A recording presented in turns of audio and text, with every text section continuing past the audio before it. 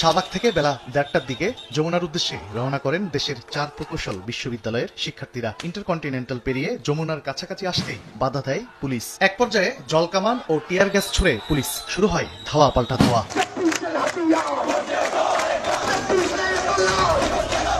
এ যেন 24-এর কোটা আন্দোলন ফিরে এসেছে আবারও। 1 বছর শান্ত থাকার পর আবারও রাজপথে উত্তাল শিক্ষার্থীরা। এবার কোটা বাতিলের দাবিতে রাজধানীর প্রাণকেন্দ্র যমুনা ঘেরাও কর্মসূচি নিয়ে মাঠে নেমেছে বুয়েটের শিক্ষার্থীরা। এই কর্মসূচিকে কেন্দ্র করে বুয়েট চত্বরে ছাত্র পুলিশ মুখোমুখি অবস্থান নেয়, আর সেখানেই ঘটে চরম সংঘর্ষ। শিক্ষার্থীদের উপরে যে পুলিশ বাহিনীর সদস্যরা চড়াও হয়েছে এবং লাঠিচার্জ করা হচ্ছে, সাউন্ড গ্রেনেডের শব্দ আমরা পেয়েছি সেখানে। পুলিশের দাবি, ছাত্রদের হামলায় কমপক্ষে 7 জন পুলিশ সদস্য আহত হয়েছেন, যাদের অনেকেই ছুরি আঘাতের শিকার। অন্যদিকে ছাত্র নেতারা বলছেন, পুলিশের উস্কানিতে শুরু হয় সংঘর্ষ। রাজভবন অবধি চলে গেছে।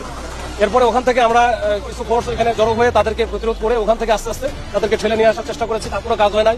এরপর আমরা ওয়াটার ক্যানন নিয়ে এসে পানি মেরে হালকা ডিসপার্স আমরা করেছি। করার পর ওখান থেকে নিয়ে আসা পরে যে এখানে এখন হচ্ছে ব্লকের বাইরে চলে আসছে।